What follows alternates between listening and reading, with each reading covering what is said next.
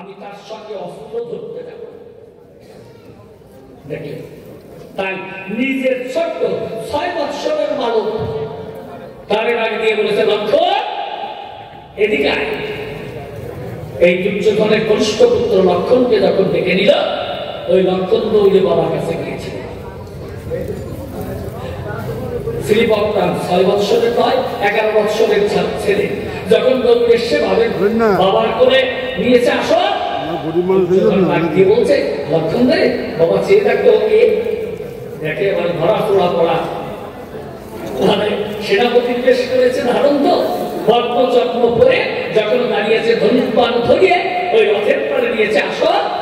দুর্যোধনে ডাক দিয়ে লক্ষণকে কয়, বাবা চেয়ে দেখতো ওকে চিনিস?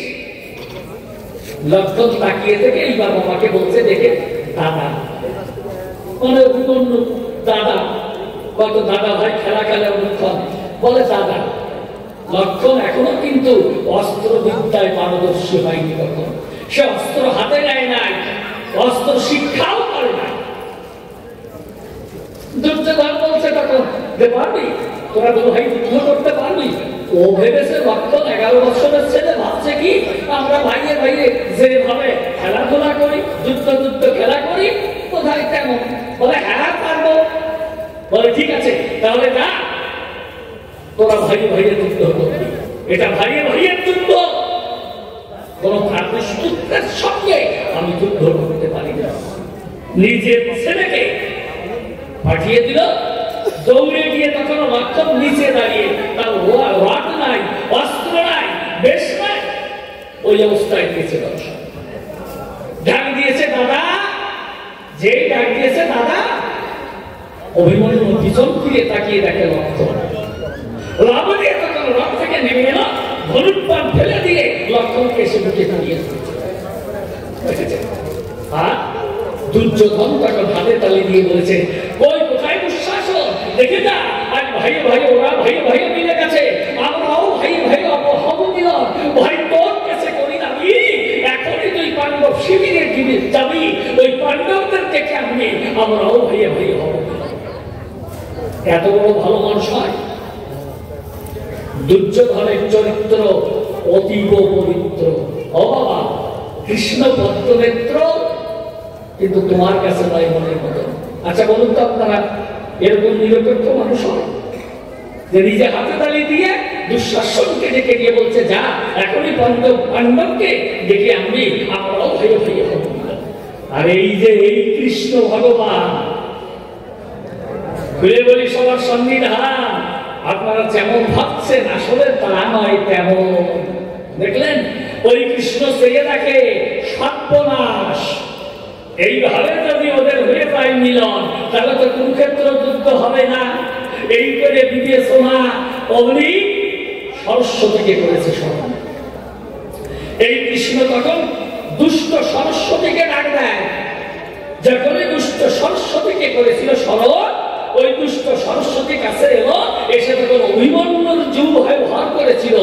আগে যে ভাই বলে বটকে দিয়েছে আলিঙ্গন, আর সেই অভিমন্যু তখন ওই লক্ষণকে ছেড়ে দিয়ে এভাবে বুকের পালে লাথি মেরে ডাক দিয়ে বলছে, তাহলে তুই আমার ছিল শত্রু, তুই আমার ভাই না, তুই আমার শত্রু।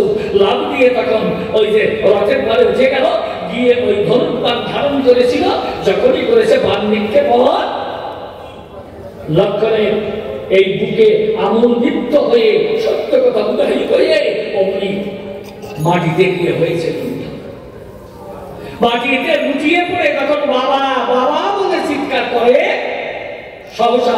আর এদিকে তো আত্মহারা ছিল ওই রাজা দুর্যোধন।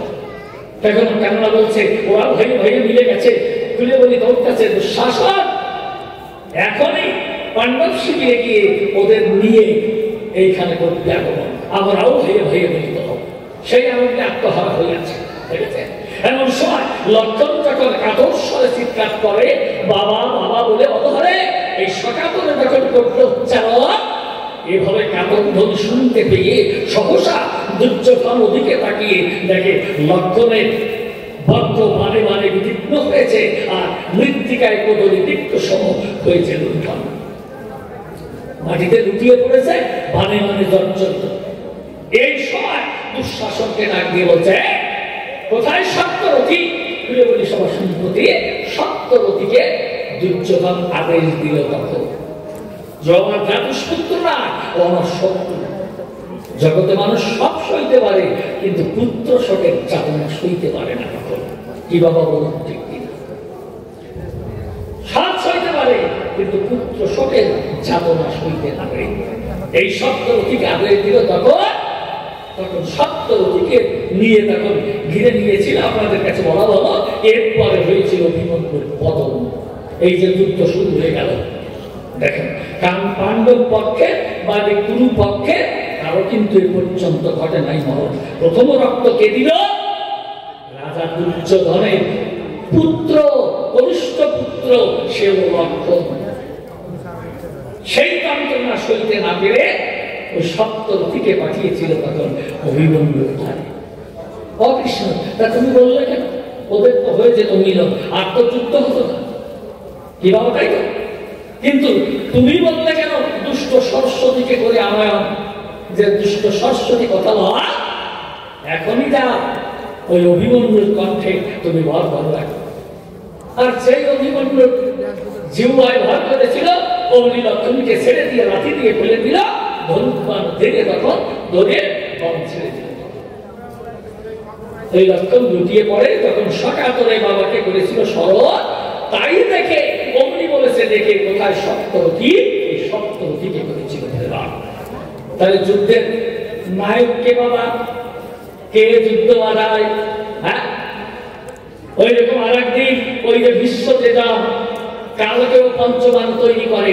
আমি জানাই আপনাদিকে গোচরে, কালকেও পঞ্চবান দেখেছেন তো? মানে যাতে হবে পঞ্চ পাণ্ডবের মরণ। যেখানে কালকে পঞ্চবান তৈরি করেছিল, আর তো কেউ জানে না, জানে একমাত্র কৃষ্ণকে।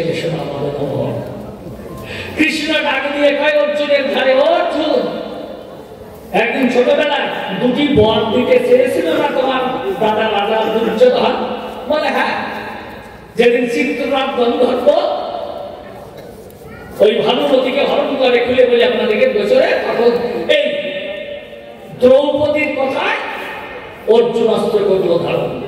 ভাই তোমাদের ভাইয়ের কাছে শত্রু হতে পারে, কিন্তু নারী কখনো নারীর কাছে শত্রু হতে পারে না। নিজে অস্ত্র হাতে দ্রৌপদী লাফিয়ে পড়ল যখন, তখন ওই অর্জুন গিয়েছিল চিত্ররথকে বন্ধন করে ভানুমতিকে উদ্ধার করে দিয়ে এলো। এই দুর্যোধন দুটো বর দিতে চেয়েছিল। সেদিন এই যে দুর্যোধন খুলে বলে সভাপতি অর্জুনকে দিতে চেয়েছিল দুটি বর।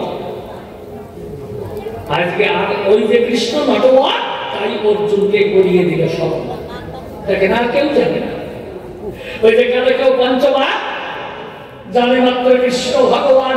যখনই অর্জুনের কাছে কয়, অর্জুন, সন্ধ্যার অন্ধকারে তুমি যাবে তোমার দাদা দুর্যোধনের ধারে। ওই যে দুটি বর, ওই দুটি বর কামনা করতে পারো। সত্যি তবে হ্যাঁ, অর্জুন তোমায় করি মানা, আমি যা শিখিয়ে দেবো তাই চাবে। খুলে বলি তোমাকে এতে অন্য কিছু চাইতে পারবে। বলছে আমি যা চাইতে বলবো তাই চাবে। বলে তাহলে বলো। শ্রীকৃষ্ণ বলছেন, একবারে দুর্যোধনের মাথার মুকুট চাইবে, আর আর একবারে দুর্যোধনের অঙ্গের রাজপ্রসাদ চাইবে। ভুল হলো ওই অর্জুনের মন। অর্জুন মনে মনে ভাবে, এই ছেলে কি আর রাজা হওয়া যাবে? হ্যাঁ, কৃষ্ণ ভাব হবে কি চাইতে বললো ওই দুর্যোধনের সামনে। যাও, তবুও সন্ধ্যার অন্ধকারে তখন গেল, গিয়ে তখন ওই দুর্যোধনকে বলেছিল, দাদা তুমি দুটি বর আমাকে করতে চেয়েছিল অর্পণ? বলে হ্যাঁ, আজকে বর চেয়ে। এই রাজা দুর্যোধন বলছে, বা দুটো বর অবশ্যই তোকে করবো অর্পণ। একবারে তুই আমার রাজ্য চাবি, সিংহাসন চাবি, তোরে তাই করবো অর্পণ। আর একবারে তুই আমার প্রাণ চাইবি, আমি হাসতে হাসতে তোর হাতে প্রাণ দান করবো। এত বড় ভালো মানুষ হয় দুর্যোধনের চরিত্র খুব খারাপ। এ দলে থাকবে কেন? তোমার দরকার তোমার অগ্নিপতির দলের আত্মীয় করো, বুঝলেন? উনার দরকার হলো আত্মীয় করো। যে রাজা দুর্যোধন বলতে পারে যে বর্ষাকে কথা দিয়েছিলাম তোরে, বল একবারে তোকে আমি এই রাজ্য এবং রাজ সিংহাসন অর্পণ করবো, আর একবারে আমি আমার প্রাণ দেব। ওই পিছনে দাঁড়িয়েছে শ্রীকৃষ্ণ, ডাক দিয়ে বলেছে ও সখা, মনে আছে তো কি বলেছিলাম? চোদ্দ আর ভাবছিলেন যাক সুযোগ পেয়েছি তখন আর যুদ্ধ করে করবো কি, এইভাবে চাইনি। কিন্তু যে পিছন থেকে কৃষ্ণ সাড়া দিয়েছে তখন বলছে না ওটা নয়। বলে তাহলে কি চাস? বলে একবারে আমি তোমার মাথার রাজমুকুট চাই, আর আরেকবারে তোমার অঙ্গের রাজ পোশাক চাই। বলো তা? দুর্যোধন করে বিবেচনা, অর্জুন রে এইরকম পুত্র চাওয়া, এইরকম পুত্র মনোবৃত্তি তোর হতে পারে না। ঠিক আছে, যা চায় কানাই হবে তাই। নিজে তখন নিজে হাতে মাথার রাজমুকুট খুলে অর্জুনের হাতে দিয়েছে, তুলে নিজের অঙ্গের রাজ পোশাক খুলে ওই অর্জুনের হাতে তুলে দেয়। অর্জুন তাই বুকে জড়িয়ে ধরে যখন শিবিরে এলো ফিরে ডাক দিয়ে কয় কৃষ্ণের গোচরে ও সখা, এই দিয়ে কি রাজা হওয়া যায়? বলে না, রাজা হবে না, রাজা সাজবে। বলে কেন? ওই যে তোমাদের দাদু ভাই ভীষ্ম কালে পঞ্চমার ওই বিশ্বদেব করেছেন নির্মা, আগামীকাল যুদ্ধে যাবে তোমাদের দাদু ভাইয়ের প্রাণ, তাই তোমাদের দেখলেন দাদু করলো কি? সত্যি ওই দুর্যোধনের পোশাক পরে অর্জুন সন্ধান করে ধীরে ধীরে ওই ভীষ্মের শিবিরে দিয়ে দিল দাদু সব। দেখে যে 105 ভাইয়ের চেহারা প্রায় একই রকম, 105 ভাইয়ের চেহারা প্রায় একই রকম। যদি একরকম পোশাক পরিধান করে তাহলে চিনে বের করা যায় না। আর সন্ধ্যার পরে বুড়ো মানুষ তোকে তাকে কম, ওইখানে যখনই গেল ডাক দিয়ে বলেছিল ও দাদু ভাই, তুমি যে কারোকেও পঞ্চমান নির্মাণ করেছ ওটা আমার হাতে করো অর্পণ। কেননা তুমি বুড়ো মানুষ তোকে তোকে দেখো না, রাতের বেলায় যদি ওই পঞ্চমান কেউ করে চুরি, এই জন্য আমি বলি তোমার বলা করি ওটা আমার করে করবো অর্পণ। অন্তরে দেখো ভেবে সকালবেলায় যখন যুদ্ধে যাবে এই বান এনে তোমার হাতে করবো। তখন বান দিয়ে দিল, ওই নিয়ে তখন সরে গেল অর্জুন। এইবার আবার কৃষ্ণ এসে বিশ্বকে পাইলে, ও বিশ্ব, বলে কে যাবে? কৃষ্ণ বান দিয়ে নিয়ে গেল। বলে কেন? রাজা দুর্যোধন না, ও দুর্যোধন নয়, ও অর্জুন। বলে কি? তুমি কৌশল করে যেভাবে এটা করলে চলাচলে আমিও প্রতিজ্ঞা করলাম আগামী যুদ্ধে তোমাকে অস্ত্র ধারণ করাবো। যিনি প্রতিজ্ঞা করে আসছেন এই গুরু যুদ্ধে কোনো অস্ত্র ধারণ করবেন না, কিন্তু পরের দিন যুদ্ধে গিয়ে বিশ্বদেব এমন ভাবে করেছে আক্রমণ, এই নাক মুখ থেকে খুলে বলে আপনাদেরকে নিকটে তত্তর করে রক্ত করছে। ওই যে কৃষ্ণ নারায়ণ বলে দেখে নিয়েছো না, এ তো আর একটারও রক্ষা করা যাবে না। নিজে রাত দিয়ে রথ থেকে নিচে পড়িয়ে ওমনি রথের চাকা ধরিয়ে মানে সুদর্শনকে আহ্বান করে।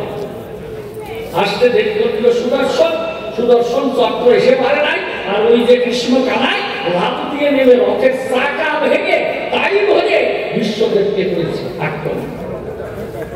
দেখলেন?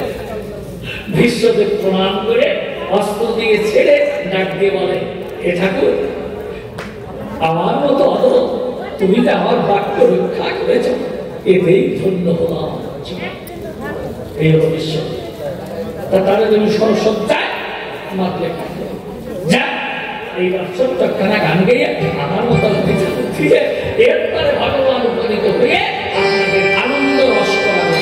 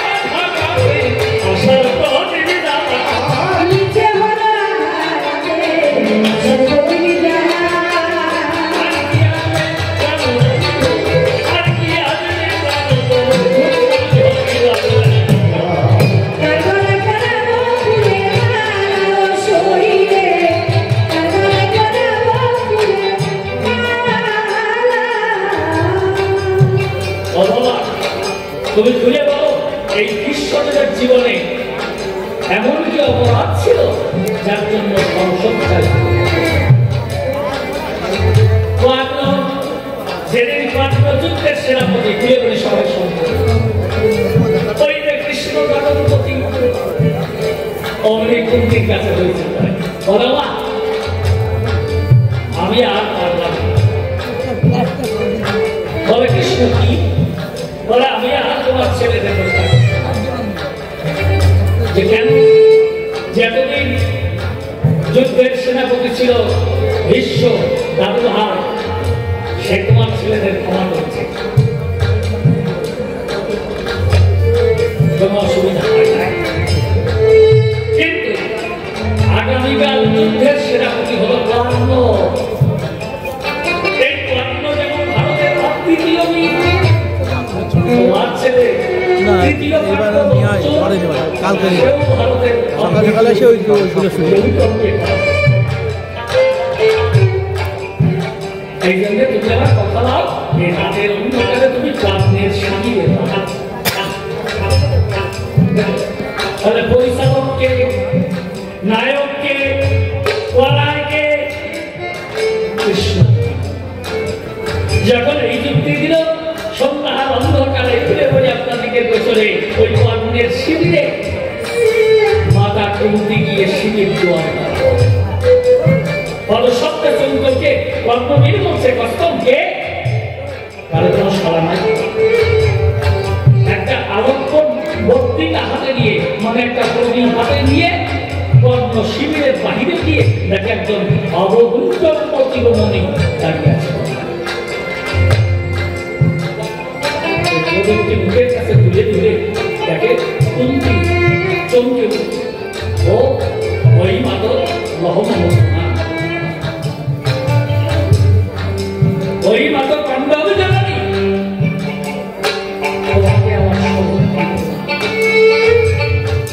কুন্তি করে বর্ণনা কর্ণ রে আমি শুধু পাণ্ডব জননী না মনের কথা তোর কাছে কই আমি যে তোর মা চমকে উঠেছে কর্ণ তুমি আমার মা বলে হ্যাঁ রে কর্ণ কর্ণ বলেছে হ্যাঁ মা কত রাতে তোমারই মতো একখানা মুখ আমি স্বপ্নে দেখেছি কতবার মুখের ছবি আমি স্বপ্নে দেখেছি আমার তুমি সত্যি কুন্তি বলেছে হ্যাঁ রে কর্ণ এই আমি তোকে গর্ভে ধারণ করেছি বলে মা তাহলে সকলে আমাকে বলে রাধব নন্দন বলে বলি তোমার ভাব রাধব নন্দন বলে সবাই তাই ঠিক না আমি নাকি অস্পৃশ্য আমি নাকি রাধব নন্দন ওমা তুমি তো এতদিন অরণি কখনো তুই আমার ছেলে কুন্তি বলেছে কর্ণ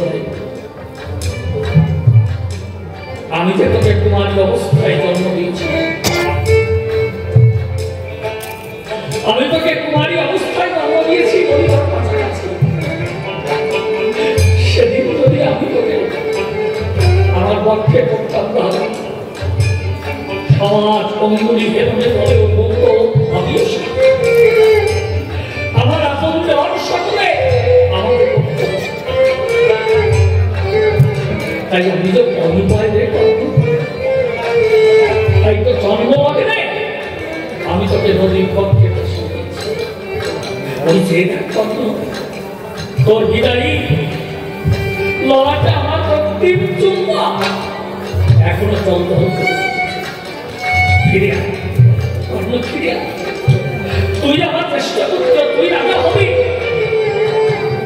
যুধিষ্ঠির তোর কনিষ্ঠ ভ্রাতা তোর মস্তকে ধরতে শক্ত তাই ফিরে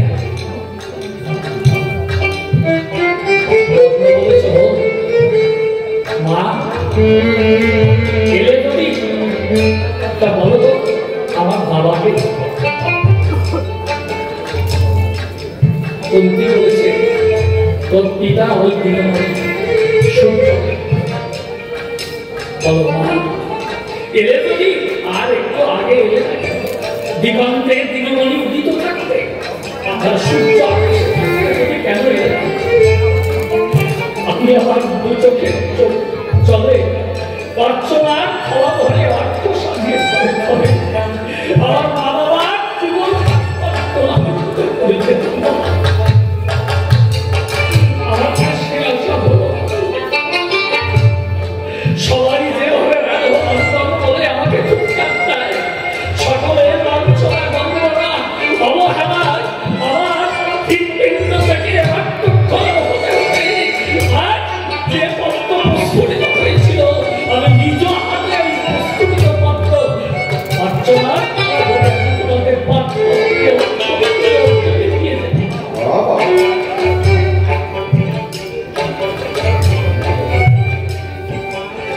তবে শোনো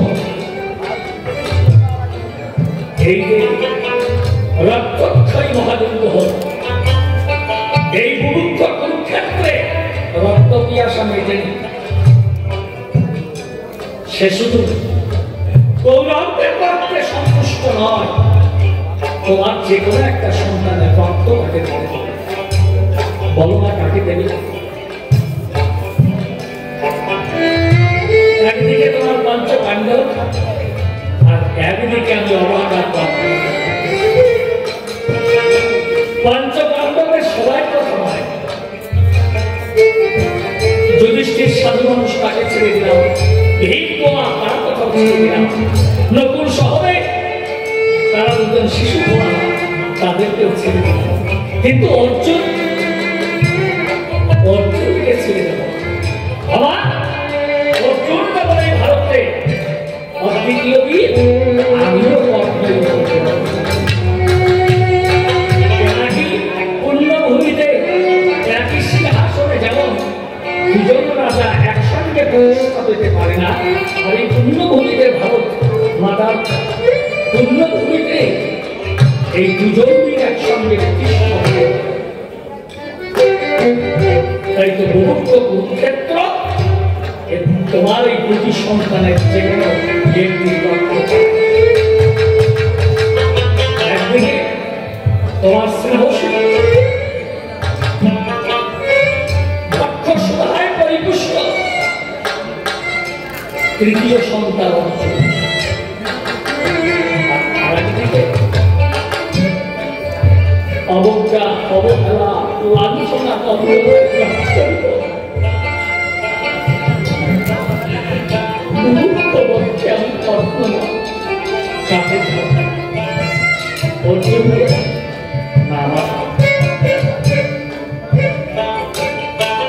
কুন্তি বলেছে কর্তনে বাবা তোকে ক্ষমা করা আমি ফিরে পাচ্ছি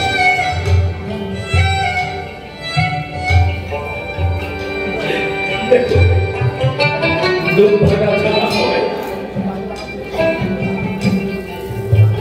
একসময় প্রাপ্যতাকে নিজে ফেলে যাচ্ছে তাই বলছে আমি ফিরে যাচ্ছি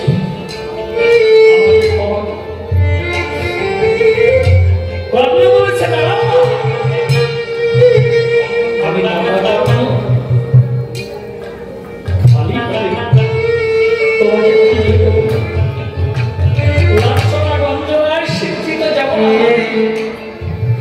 দুর্ভাগ্য জীবন আমি সেই লাঞ্ছনা গঞ্জনা দিয়ে তোমাকে তাড়িয়ে পড়ব ওই বুভুক্ষ কুরুক্ষেত্রে রক্ত পিয়াসা মিটাইয়ে অর্জুনকে আমার নিজের জীবন উৎসর্গ করে অর্জুনকে তোমার মুখে দান করে দেওয়া অর্জুনকে তোমার মুখে দান করে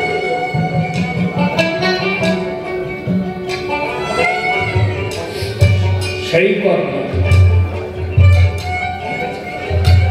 যুদ্ধক্ষেত্রে গিয়ে রথের চাকা কেড়ে গেছে কর্ণ এই ভগবান শ্রীকৃষ্ণের কাছে চেয়েছে সময় বলে হে ঠাকুর কথা তুমি আমাকে একটু সময় দাও আমি রথের চাকাটা ধাক্কা দিয়ে তুলে বলছে হ্যাঁ ঠিক আছে সবাই দিয়েছে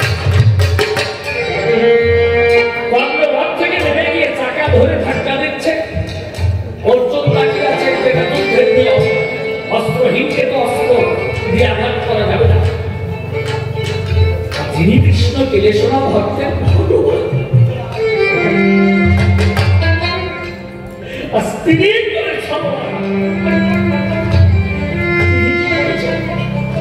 অর্জুনকে বলছো অর্জুন দাঁড়িয়ে দেখছো কি একবার যদি এই কর্ণ রক্তটাকে ধাক্কা দিয়ে তুলতে পারে তোমার মতো হাজার অর্জুন একত্রিত হলেও ওই কর্ণকে বধ করতে পারবে ধরো বাঞ্ছা শ্রীকৃষ্ণের কথায় ধনু হাতে নিল সঙ্গে সঙ্গে বর্তমানে হয়ে পড়ে যায় আমার হয়ে ভগবানকে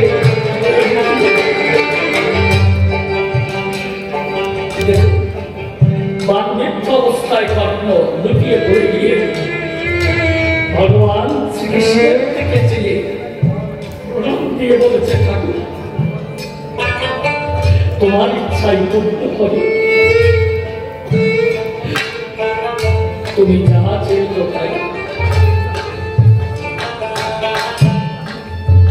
ও ভগবান এই কর্ম কি তোমার ভক্ত নয় নিজের পুত্রকে স্বামী স্ত্রী করার ধরে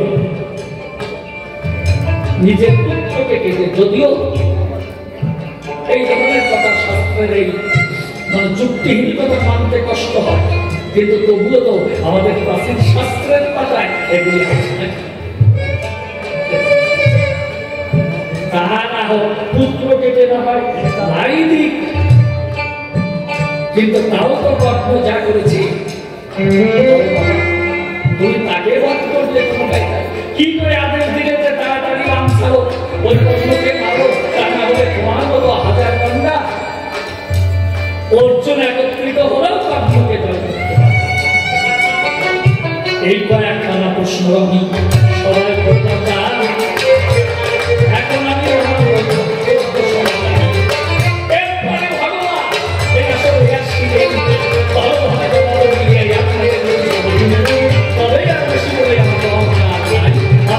আমি এখন করে দিয়ে যাই এখনো তথাপি আপনাদের প্রতি আনন্দবদ্ধ এইখানে আমার কথা সাক্ষ্য হয়ে গেল রাধা গোবিন্দ প্রেমানন্দে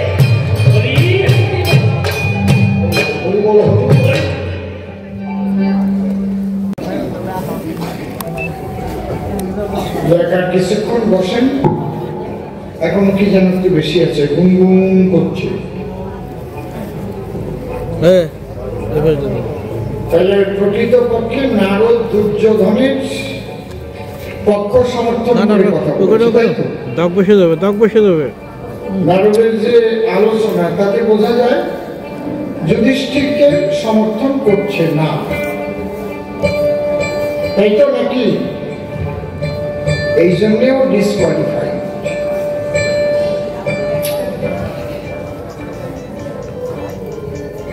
মানে ওর কথার মধ্যে যে আবার সে এটা হচ্ছে কেন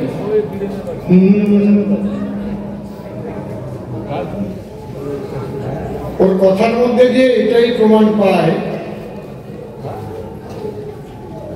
যে যুধিষ্ঠিরের চাইতে দুর্যোধন অনেক ভালো মানুষ তাহলে এইভাবে ধ্বংস করা কৃষ্ণের উচিত নয় এইটা নারদ বলছে কে বলছে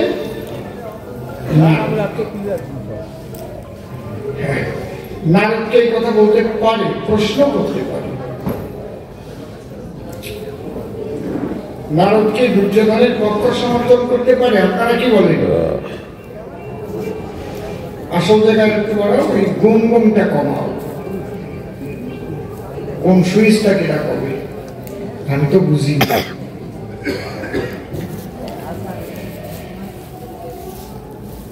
তাহলে মূলত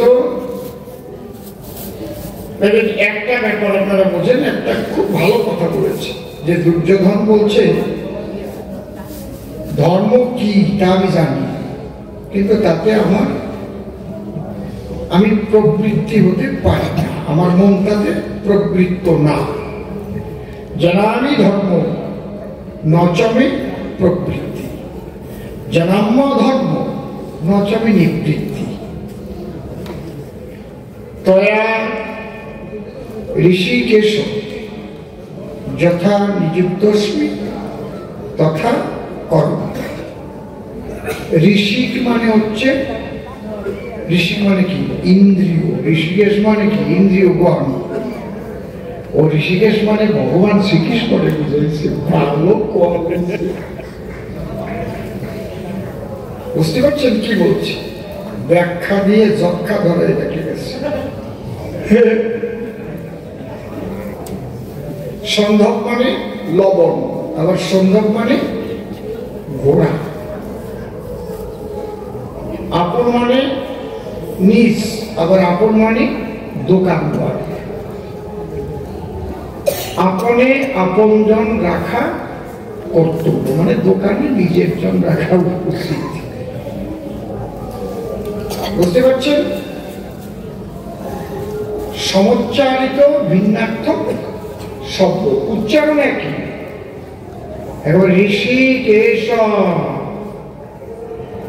ওদিকে ঋষিকেশ মানে কৃষ্ণ, আর এদিক ঋষিক মানে ইন্দ্রিয়। আপনাদের এমন ভাবে ভুলে গেছে, আপনারা ভাবছেন তাই তো। তাহলে দুর্যোধন যে খারাপ, এখান থেকে আপনারা বুঝতে পারবেন।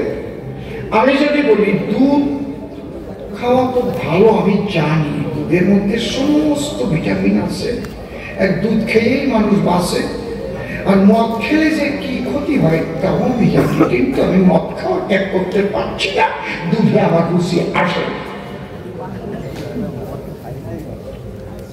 তাহলে মদের ফলটা আমি পাবো না, না দুধের ফল পাবো? কোনটা পাবো? মদ আমি খেয়ে যাবো, মদের ফল পাবো না। এই ধর্ম কি সেটা জানে, কিন্তু তাতে সে প্রবৃত্ত হতে পারছে না, অকর্তৃ ওর ভালো লাগে না। আর অধর্ম করতে ওর খুব আনন্দ হয়, খুব আনন্দ হয়। এই কি হবে? সে ক্ষয় হবে না তার জয় হবে? কোনটা হবে? বলছে সুনীতি কি সেটা আমি জানি, নীতি সত্যি রাজনীতি করে সৎ থাকতে পারলে খুব ভালো হয়, এবং মানুষ তাকে মূর্তি করে পূজা দেয়। একজন শ্রেষ্ঠ মানুষ ছিল ডক্টর বিসি রায়, কিন্তু না দুর্নীতি আমি ছাড়তে পারি না। খালি চুরি করতে ইচ্ছে করে, পরের টাকা বাড়ি কাটতে ইচ্ছে করে, চাকরি দিয়ে ঘুষ কাটতে ইচ্ছে করে। কি হবে? তার ফল পাবে না নাকি? কথা কম না কেন? কায়দা আছে। সেই দলের পক্ষে থেকে কথা বলতে পারে না, ওদের বল বরাদ্দ কিছু আছে? আমি বাস্তবে দেখাই যাচ্ছি। এই যে আমি ছাড়তে পারছি না, বলছে তুমি সব করো না, আমি সব করাই না। আমি করাই তার যে আমার উপর সমর্পণ করে তার। অনন্য চিন্তন জীবন পর্যবাসকে তেষাং নিত্যাভিযুক্তমান জগৎসমম। আমি তার সমস্ত কিছু বইয়ে ওঠে, বাড়ি পর্যন্ত দিয়ে আসে। অর্জুন মিশ্রের বাড়ি বইয়ে দিয়েছিলাম। অনন্য চিন্তন জীবন পর্যবাস তেষাং নিত্যাভিযুক্তমান জগৎসমম। সর্বধর্মান পরিত্যাজ্য মামেকং শরণং ভজ অহং তাং সর্ব পাপেভ্যো মোক্ষয়িষ্যামি মা শুচি। এগুলো চোখে দেখবে না ও, কিন্তু কর্ম করাই কে আর করে কে?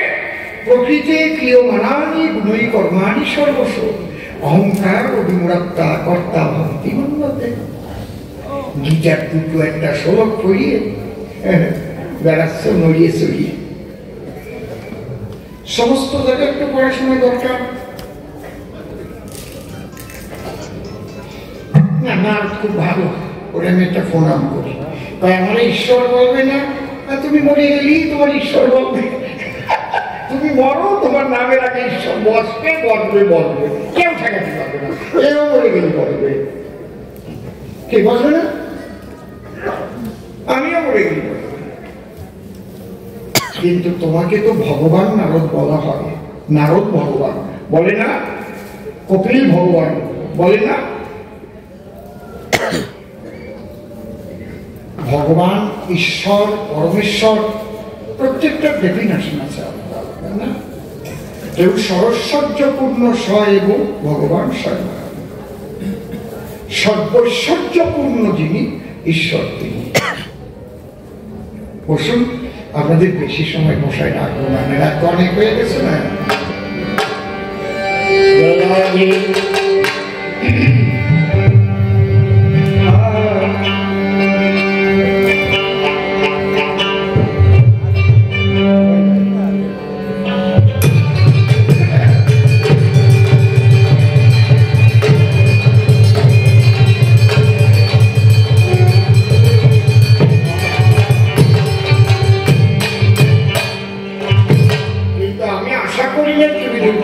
পক্ষ সমর্থন করে কথা বলবো, এটা আমার আশা। যেভাবে যে ডুব দিয়েছে সেই সেভাবে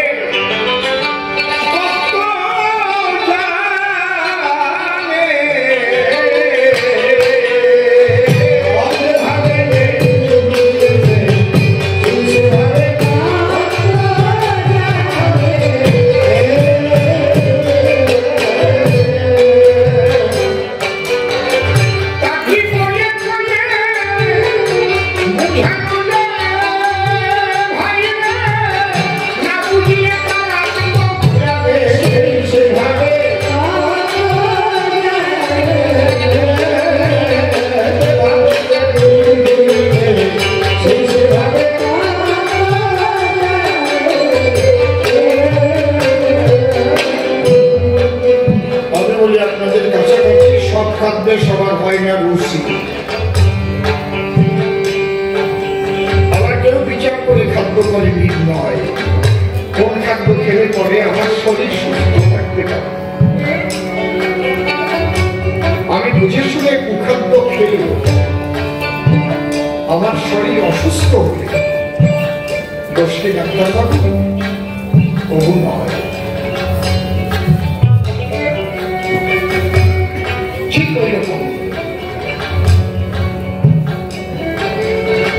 কুকর্ম সুকর্ম কোনটা ধর্ম কোনটা অধর্ম সব মানুষই বোঝে না, কেউ বোঝে না।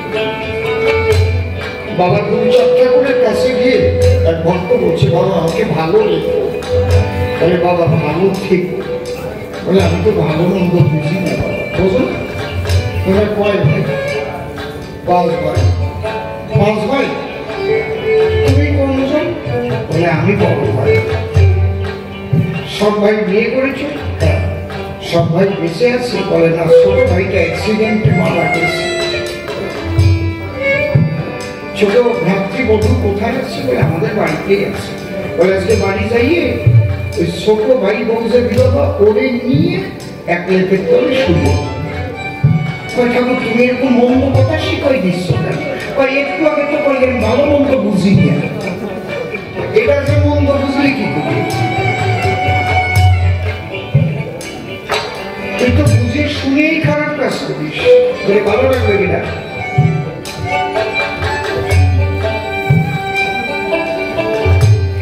এই এক কথাই না শেষ হয়ে গেছে, ধরা পড়ে গেছে। যেভাবে যে ডুব দিয়েছে সেই সেভাবে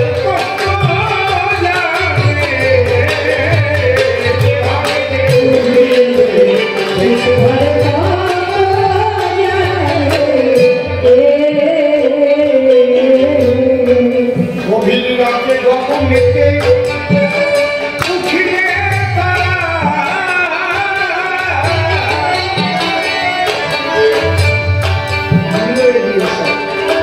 ভাবুক মায়া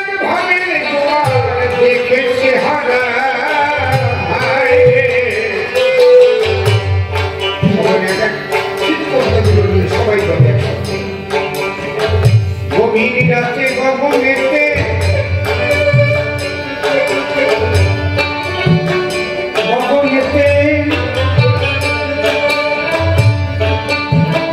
উঠিলে তারা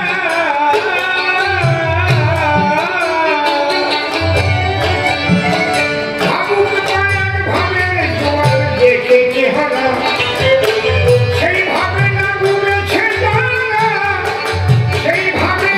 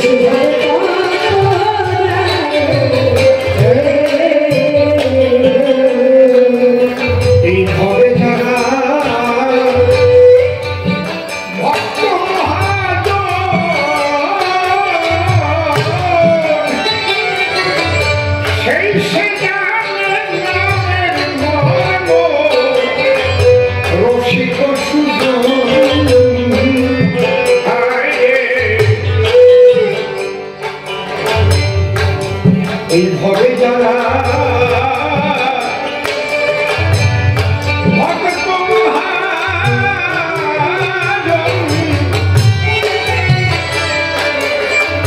সেই সে জানে নামের মর্ম সে বসিত সুজন যার গোষ্ঠীতে নাই ঈশ্বরের ভজন যার গোষ্ঠীতে নাই ওই ঈশ্বরের ভজন সেই পাপিষ্ঠকে ঈশ্বর মানে সেই যে ভাবে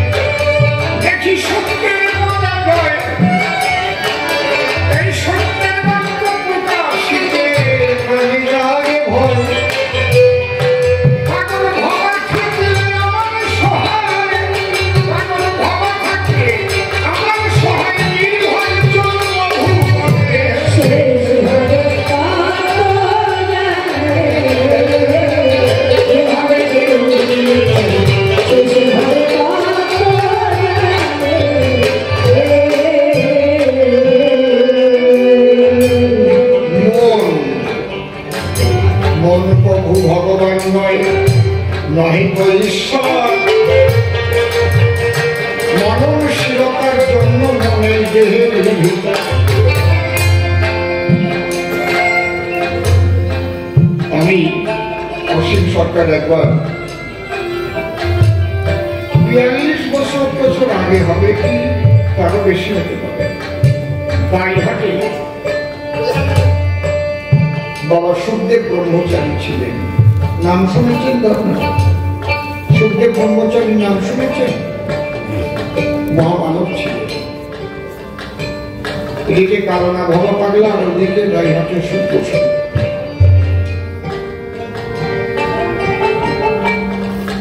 আমি ওনাকে দেখতে গেলাম।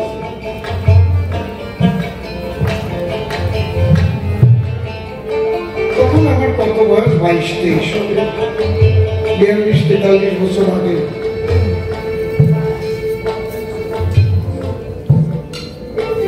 আগে ওনার শিষ্যদের কাছে আমি শুনে নিয়েছিলাম উনি কি খেতে ভালোবাসেন। আমি ঠিক সেই সেবার বস্তুগুলো নিয়ে গেছি খাওয়াতে। কি কি নিছি তার বলার দরকার না। ওটা মাসের প্রথম শুক্রবার ছিল, যেদিন গেছি, যে দেখি ওনার আশ্রমে জগদীশ তলায়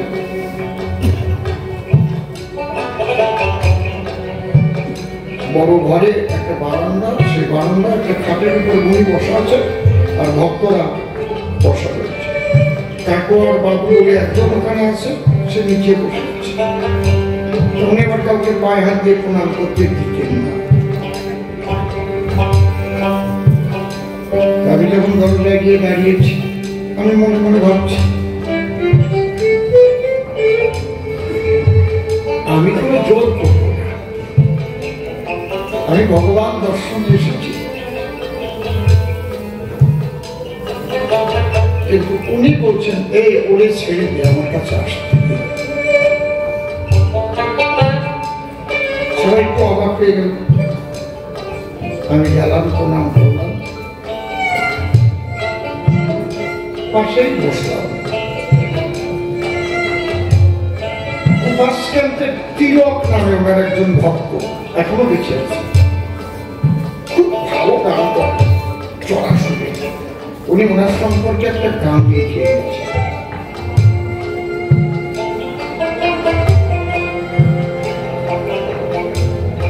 খুব সুন্দর গান উনি গেয়ে শোনালেন।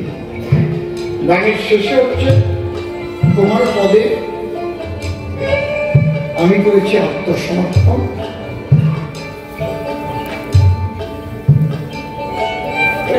আমার আমিত্ব আমি করেছি বর্জন, এরকম পদ আর কি।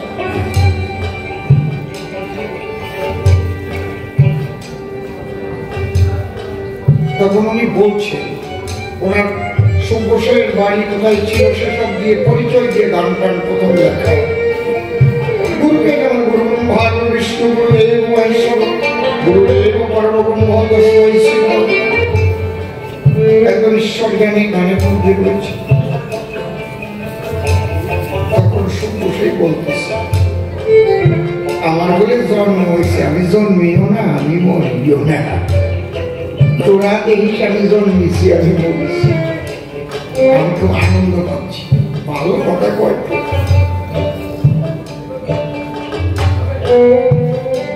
এই তো সাধু কথা।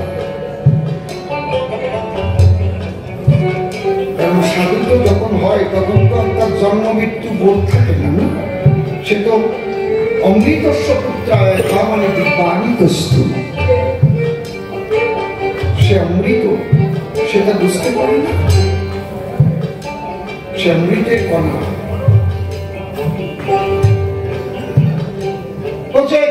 কিন্তু গান বিক্রি, আমি নাকি তার মন, আত্মর মন, আমি নাকি দেহ, সব বলি। এত যদি বুঝিস তাহলে তোর কোয়া থাকবে না, তুই মুখ বন্ধ হয়ে যাবে। তুই তো সব বলতেছিস, এর মধ্যে ভুলও বলেছিস ঠিকও বলেছিস। যে আমার উপর করবে সব সমর্পণ, সে আমার কাছে এসে এত বাক্য বলে কি কারণ? তুই তো একটা গান লিখে এনেছিস, আমাকে শোনাচ্ছিস, তোর লেখনীটা কেমন হয়েছে এটাই যা বোঝানোর জন্য আসছি সবার কাছে। এখন এই গানের মধ্যে প্রণীত আছে, কোথায় ধরেছে বুঝতে পারছি, কি সূক্ষ্মভাবে ধরেছে। তোর উদ্দেশ্য কি? যে গানটা আমি আজকে গুরুকে শোনাই, আমি লিখেছি, তাই তুই গাওয়ার জন্য ব্যাকুল হয়ে পড়েছিস। আমি তো বলি নাই তুই একটা গান লিখেছিস, গানটা একটু শুনো তো গাই। তুই তো শোনাবার জন্য ব্যাকুল হয়েছিস। আমার উপর সব নিয়ে থাকিস, আমি তো বলবো। মুখ দিয়ে বলা যায় না আত্মসমর্পণ, আত্মসমর্পণ। আমি যে কয়টা কথা যুধিষ্ঠিরের বলে দিচ্ছি, ওই জায়গায় দাঁড়াও তো কয়জন দাঁড়াতে পারবো? 5টা ভাই সবার মধ্যে বসা আছে, সেই সবাই দ্রৌপদীর বস্ত্র হরণ করছে। দুর্যোধনের নির্দেশে সেই সবার মধ্যে দুঃশাসন এসে দ্রৌপদীর পশম উলঙ্ঘিনী করার জন্য আনছে।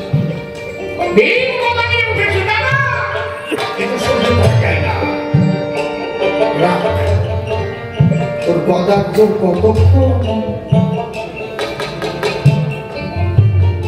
পরমাত্মা রূপে দেহের মধ্যে আমার কৃষ্ণ আছে যতক্ষণ, তারপর পর আত্মসমর্পণ। মুখ দিয়ে বলা যায় অত সোজা না। অর্জুন হাতে নিয়েছে আমরা 5 ভাই সমাজখান দেখব সেই অপমান। যুধিষ্ঠির বলছে খান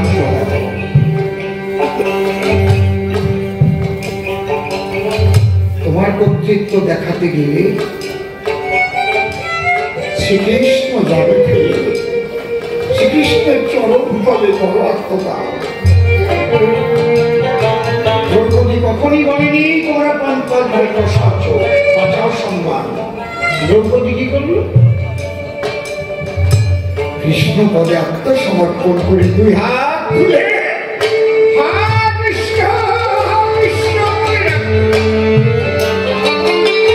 কোথায় কৃষ্ণ প্রাণরা নাথ, নাথেই তো বলে তার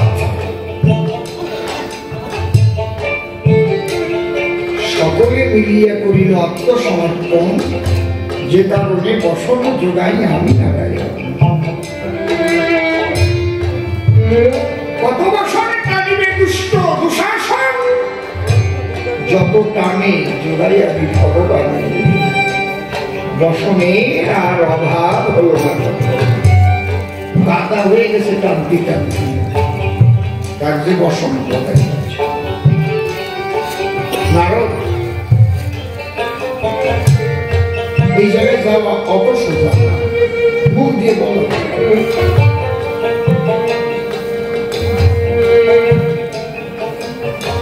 আমার প্রথম শ্লোকটাই তুমি বোঝো, মন করতে পারি মন লিপন্তে করো পারি মনই কাজ করে কবে লিখতে হবে। মন মনে ভুক্তা নচা কন্যা না পাতা যে আমাকে মন নিবিষ্ট করে, তার পাপ পুণ্যে উপরে সে বসবাস করে। আমি থাকি কোথায়?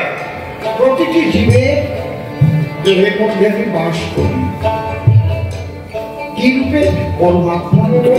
আমি সাক্ষী স্বরূপ আছি চুপে চুপে। এই জন্য আমার বিচার করতে কোনো সাক্ষীর প্রয়োজন হয় না, আমি তো দেখতে পাচ্ছি তুমি কি করছো। জীবাত্মার শক্তিশালী তো, জীবাত্মা জড়দেহে কর্ম করে, কর্মফল ভোগ করে, আর সেই কর্মফল দেবার করে প্রতিদেহে পরমাত্মা রূপে আমি বিরাজ করি সদায়।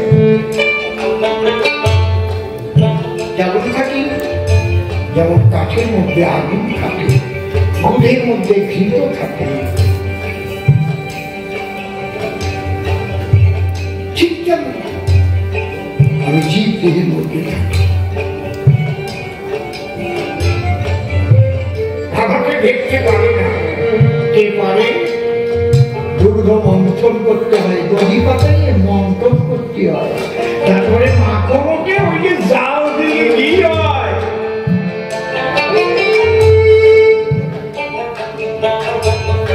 আমি আসি, কিন্তু আমাকে দেখতে পাই না। কাঠের মধ্যে আগুন আছে, ঘর্ষণ করলে কাঠে কাঠে আগুন চলবে। জীবাত্মা পরমাত্মার অনুচিত, পরমাত্মা বিভু বলে আমার ঈশ্বর বলবে না, তাহলে তোর মা বাবার দ্বারাই ধ্যান করে না, তোমার ভগবান বলা হয়, তোমাকে সম্মান করা হয়, কিন্তু সম্মান বেশি দিন টেকবে না, তুমি দুঃখ রঙে সাপোর্ট করে কথা বলছো।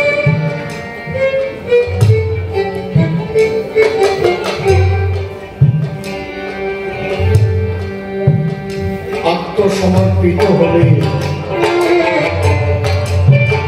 সে হয় কৃষ্ণের দাস, জীব নিত্য কৃষ্ণ দাস, শাস্ত্রে কৃতদাস, জীব নিত্য কৃষ্ণ দাস, ইহা ভুলি গেলা অতএব মায়া পিশাচী বলে বান্ধিবা। এই যে আমিত্ব বোধ থাকবে যতক্ষণ, বাৎপূর্ণ ভোগ থাকবে ততক্ষণ। একে যে যতটা বর্জন করতে পেরেছে সে তত শান্তিতে আছে। প্রকৃতি কিয় মানানি গুণের কর্মানি সর্বস্ব, অহংকার গঙ্গা কর্তা অহমিতি বলতে। প্রকৃতি তিন গুণের দ্বারায় সত রজ তম, তিন গুণের দ্বারাই কর্ম করে।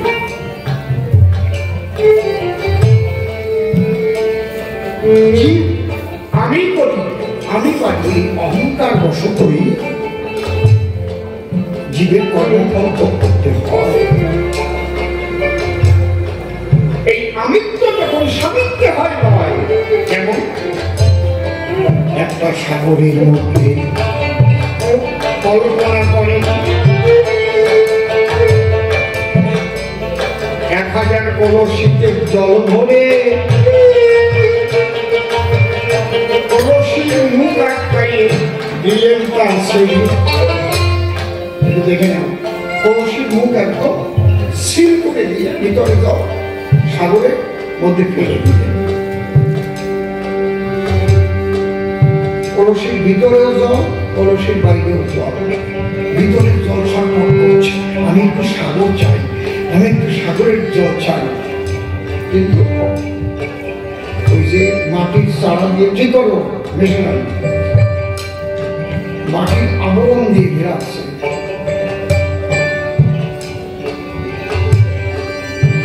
সে সাগরের মধ্যে ডুবে থাকতেও বুঝতে পারছে না, কেন? আবরণ। আমরা প্রত্যেকেই ব্রহ্ম সাগরেই আছে, প্রত্যেকে সর্বং খলুইদং। এই জন্য মানুষ যখন সাধু হয়ে যায় দুইবার পাগল হয়। একবার পাগল হয় তাকে পাওয়ার জন্য, নদী যেমন সাগরকে পাওয়ার জন্য পাগল হয়ে যায়, দুই কুলের ঘর বাড়ি ভাসিয়ে দিয়ে কারো বাপ মানে না, একবার পাগল হয়। আর সাগরকে পাওয়ার পরে সে পাগল হয় না।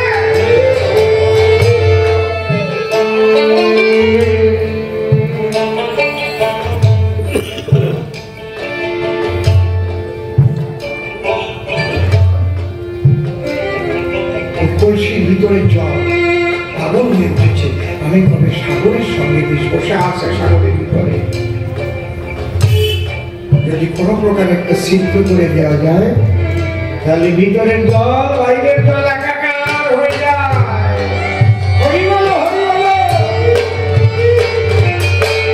ওইটা হচ্ছে মায়ার আবরণ, আমিত্বের আবরণ, কর্তৃত্বের আবরণ। আমি করি, আমি পারি, জীবের এই স্বভাব।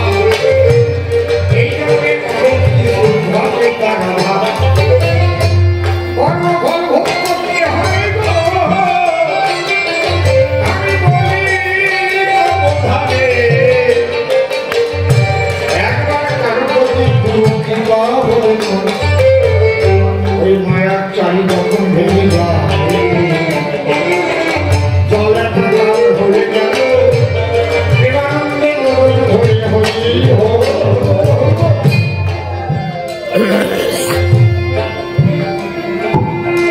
জীবাত্মার পরমাত্মার পার্থক্য হচ্ছে এই যে তার সঙ্গে যখন মিশে যায়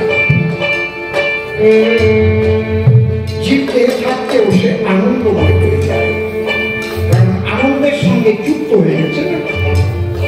ঈশ্বরের স্বরূপটি আনন্দময়, আনন্দ ধেয়ে মানে খন্ডি মানে বহুকারী জানতে। যদি আমার জামাটা এখানে পোড়া দেখতেন তাহলে আপনারা বুঝতে পারতেন হয়তো সিগারেট খেতে দিয়েছিলাম আগুন দিয়ে। যদি এখন ভিজে দেখতেন তাহলে আপনারা ভাবতেন আমি জল খেতে গিয়ে জল পড়ে গেছে। দেখো নাকি এখন জলের গুণ আপনারা জানেন, আগুনের গুণ আপনারা জানেন, সেগুলো বুঝতে পারছেন। ব্রহ্ম বা ঈশ্বর তার গুণ কি? আনন্দ। যদি কোনো জীবাত্মা সেই পরমাত্মার সান্নিধ্য পায় তখন তার মধ্যে শুধু আনন্দ।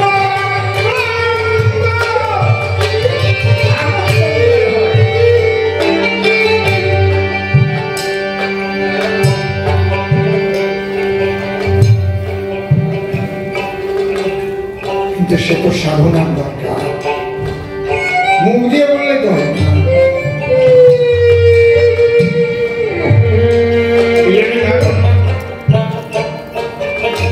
তুমি বললে 5খানা গ্রাম চাইতে দিয়েছিলাম আমি, একবারও বললে এটা কত লাভ আমি গেছি বিকারি হই। কেন গেছি? পাশা খেলার সময় চুক্তি ছিল যে যারা পাশা খেলায় হেরে যাবে তাদের 12 বছর বনবাস আর 1 বছর অজ্ঞাতবাস হবে। কিন্তু যদি তারা এই 13 বছর অতিবাহিত করে আবার আসতে পারে ফিরে, তাহলে রাজ্যের অর্ধেক তাদের দিতে হবে। শরীর আটা না আটা না। বনবাস আর অজ্ঞাতবাস বোঝেন তো? বনবাস মনে মনে ঘুরবে, অজ্ঞাতবাস 1 বছর মনে কঠিন। কেউ চিনতে পারলে কিন্তু তাদের যে ভীম, এই যে অর্জুন, এই যে নকুল, এই যে সহদেব, এই যে যুধিষ্ঠির আবার 12 বছর বনবাস হবে। কি কঠিন! দুর্যোধন মনে মনে করেছিল ধারণা কোনদিন আর ফিরে আসতেই পারেনি।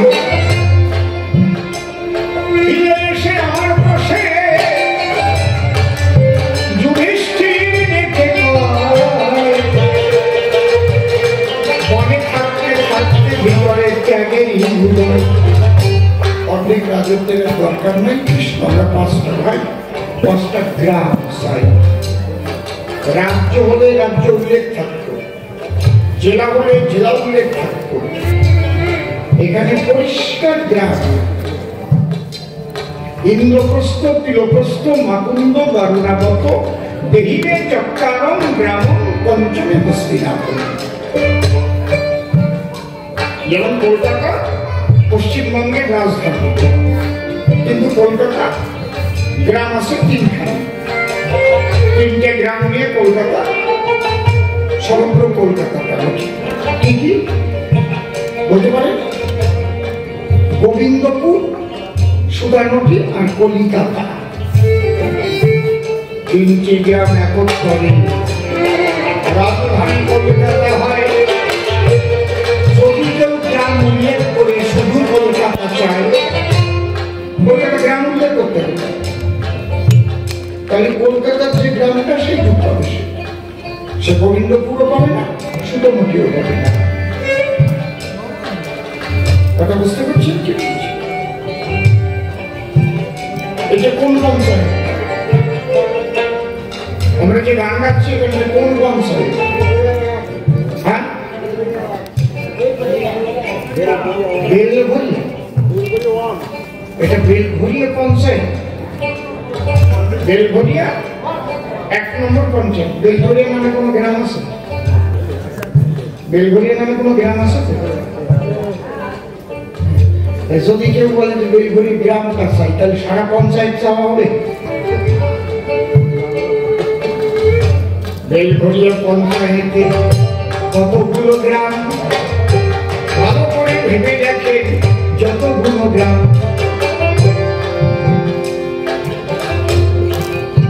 যদি কেউ উল্লেখ করে চায় যে আমাকে বেলঘরিয়া গ্রামটা দিন, তাহলে কি পুরো পঞ্চায়েত চাওয়া হবে? 1 নম্বর পঞ্চায়েত বড়দের মতো কয় না, জেলা রাজ্য চাইছে এক একটা। বোধ না থাকলে তার সাথে কথা কই শুনতে হবে। এটা এইরকম ছিল, হলো কত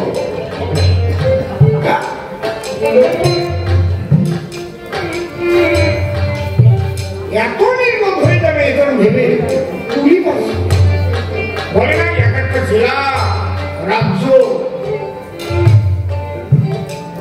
5খানা গ্রাম যাওয়ার পরে কি বলবো দুর্যোধন হবে? শোনো কৃষ্ণ নিরপত্তি মনে করি ভালো না, বিনা যুদ্ধে সুচক্র মেদিনী দেব না। তারপর আমি হিসাব করে 5 ভাই যদি 5খানা গ্রাম পায়, তাহলে 100 বাই 100টা গ্রাম দিতে হয়। হস্তিনাপুর রাজধানী তো 100টা গ্রাম নাকি?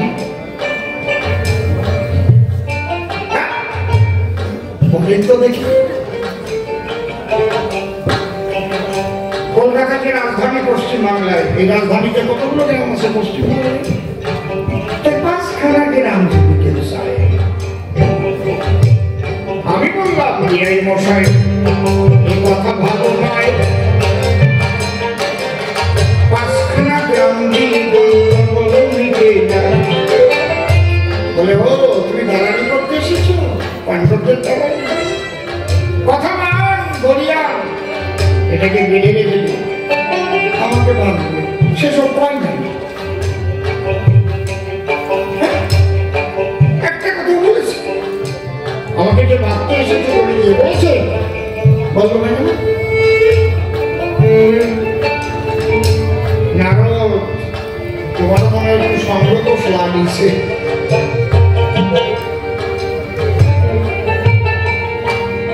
তোমার সংগত লাগিয়েছে,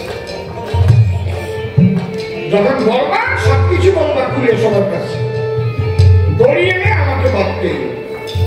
আমার ঘরে দড়ি পড়াতে সামনে শ্রীকৃষ্ণ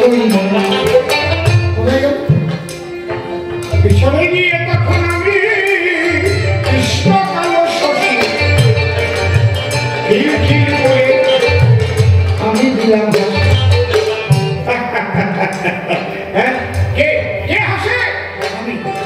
তুমি তোমার সামনে ছিলে কখনো পারি দিলে, আমি বললাম কোথায় আমি নাই, আমার নাম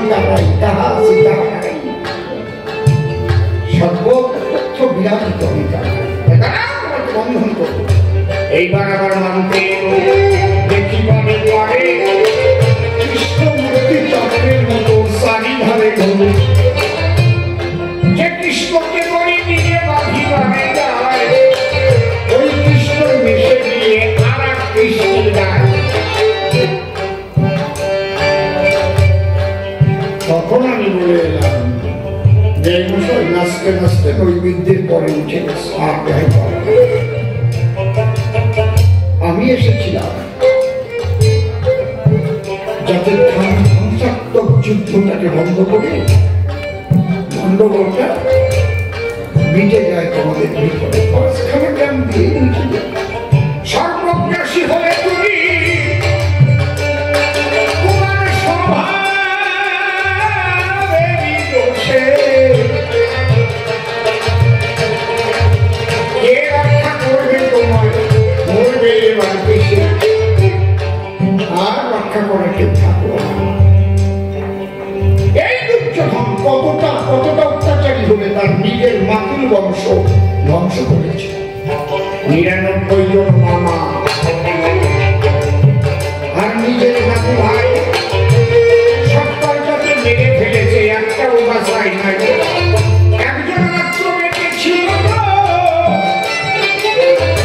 শকুনি বলে যাবে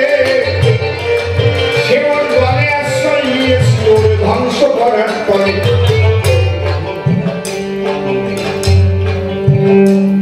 তাকে সমর্থন করে তুমি কথা বলছো, যুধিষ্ঠিরের বিরুদ্ধে কথা বলছো। হ্যাঁ, আমি কৃষ্ণ ধর্মরাজ্য প্রতিষ্ঠার জন্য যা যা শয়তানি করার প্রয়োজন রয়েছে তাও করেছি, তাহাই ধর্ম। ধর্মরাজ্য প্রতিষ্ঠা করতে গিয়ে যদি মিথ্যা কথা বলা হয় তাহাই ধর্ম।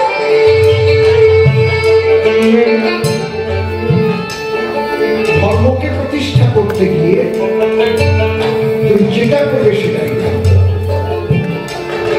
প্রয়োজনে মানুষ খুবই করতে হতে পারে, তাই ধর্ম। উদ্দেশ্য কি? ও তো মানুষ বেশি শয়তান, ওই শয়তান গুলো ধ্বংস না হলে ধর্মের উত্থান ঘটবে না। ধর্মরাজ্য প্রতিষ্ঠা করতে গেলে অধর্মকে তো ধ্বংস করতে হবে। অধর্মের আশ্রয় নিয়ে যারা আছে সেই বাড়িটা যদি দমন না হয় তাহলে ধর্ম উঠবে উচিত। তা করতে যা যা লাগবে তাই করতে হবে।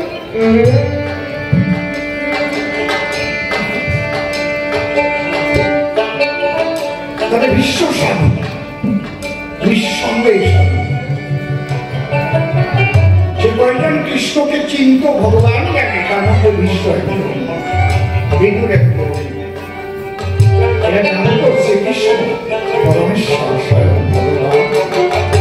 কিন্তু বিশ্বে কিছু করার ছিল না।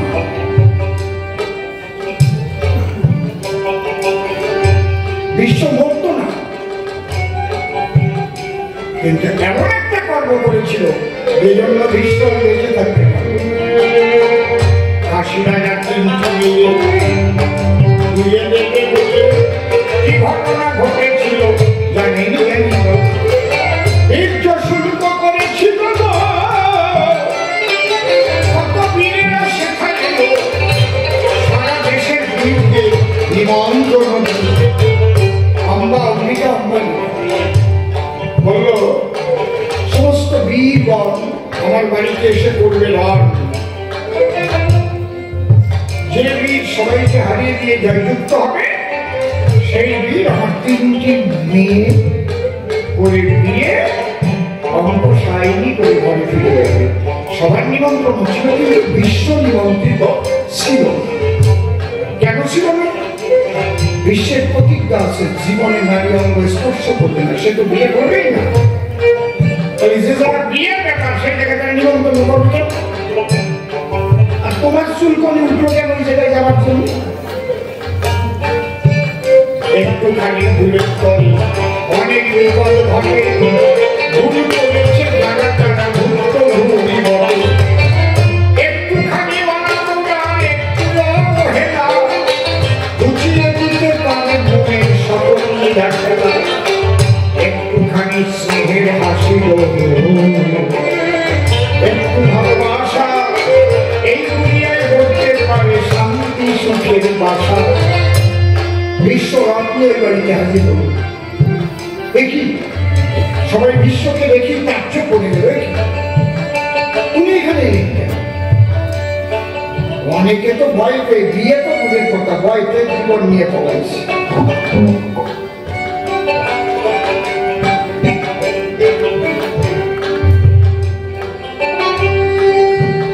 বিশ্ব সবাইকে পরাজিত করল। স্বর্গরাজ যুদ্ধের প্রতি হয়েছিল, হেরে গিয়ে মৃতপ্রায় সেও পলায়ন করল। ওই পর্যন্ত ঠিক ছিল। রাজাকে যদি তখন বলতো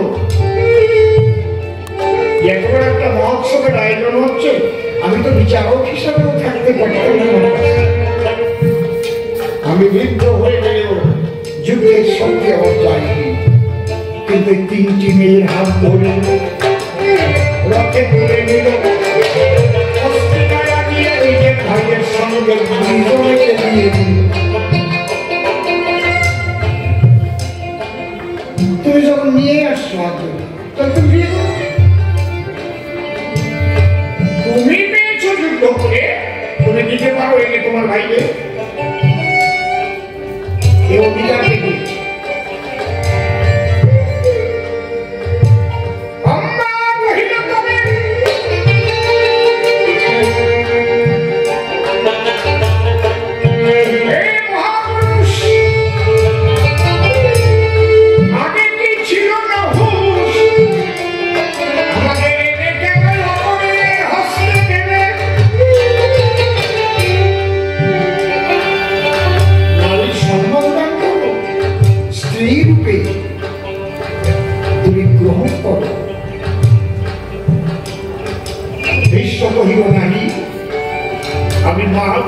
সম্বোধন করিতে পারি। আমি স্ত্রী বলে গ্রহণ করতে পারি না। আমি ব্রহ্মচারী, ব্রতধারী ব্রহ্মচারী। অম্বা কহিল, তবে তুমি যদি ব্রহ্মচারী ব্রতচারী তবে হস্ত ধরি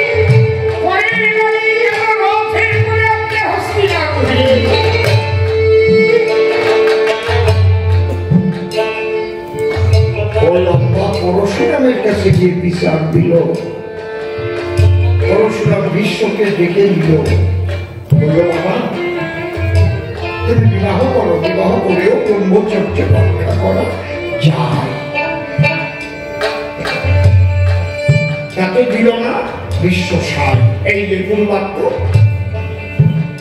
বর্জন করল, আর এক অপরাধ জন্ম নিল। বাবা শুক্ল বস্ত্রে বসে বিন্দু জয়ছে নৌকায়, সাধকের অল্প সিদ্ধ সর্বলোকেই গায়। ওনার ওই কালা জামাই যদি কালি গাইয়েও দেয় বোঝা যাবে না, কিন্তু আপনার ওই সাদা গেঞ্জিতে এখন বেলায় দেখেন ঠিক ওই রকম। এই জন্যই ভগবান বলছে সাধু সাবধান, যেটা তো উপরে উঠবে তার বেশি ভয় থাকবে। আমি এখান থেকে পড়ে গেলে মরবো না, ওকে বাইরে পড়ে বোঝাইতে হবে, কিন্তু উপরে থেকে পড়লে ভাটার বয়স। আর যদি হিমালয়ের উচ্চ শৃঙ্গ থেকে পড়ে যায় আমাকে রক্ষা করার কেউ নাই। বিশ্ব কতটা উপরে মানুষ।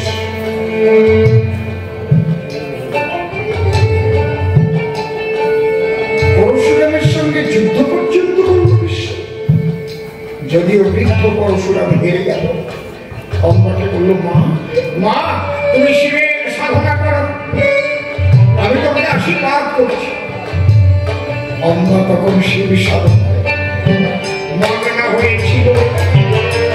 স্বয়ং শিব এর সঙ্গে খুশি হয়ে বলো, মা কি চাও? বলে, আমি চাই বিশ্বের মৃত্যু, আর কিছু চাই না।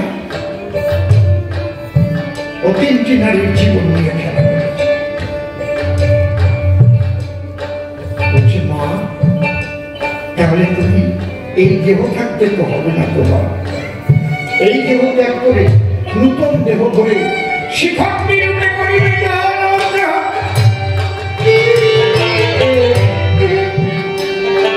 কুরুক্ষেত্রে যুদ্ধ হবে, বিশ্ব ভগবান নিয়ে আসবে, তুমি তার সামনে দাঁড়াবে যখন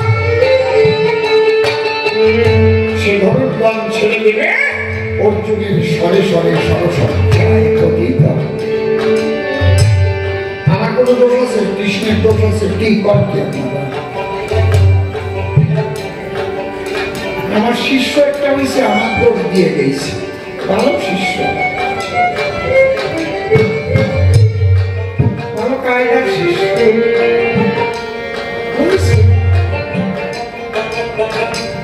যে কারণে বিশ্বে মৃত্যু হয়েছিল, পঞ্চস্বর আমার হরণ করতে হলো। শিবের বাক্য ছিল বিশ্বের মৃত্যু হইলে নিশ্চয়, সাধা করলে মরে, আমি তাই করেছি কৃষ্ণ কারণায়। বহুযুদ্ধে অভিনন্দন পতন হবে, তার মতো অভিশপ্ত জীবন নিয়ে এসেছে। গুরু বৃহস্পতির স্ত্রী প্রতি তার যে কুদৃষ্টি, বৃহস্পতির অভিশাপেই চন্দ্র মর্তধামে জন্মগ্রহণ করেছিল। কুরুক্ষেত্রে যারা মরেছে, কেউ মরেছে কর্মের চাপে, কেউ মরেছে অভিশাপে, কেউ মরিবার পরে জন্ম লইয়াছে ওই কুরুক্ষেত্র শহরে। কর্ম পরশুরামের অভিশাপ ছিল, যে জন্য কর্মকে মুক্ত বলতে গেলে কয়েক ঘন্টা আরো বেঁচে যাবে। 11টা বেজে গেছে, দেখিলাম তাই ভেবে আগামীকাল 4টের সময় নেবেন দর্শন, যাতে 10টার মধ্যে গান শেষ হয় শুনে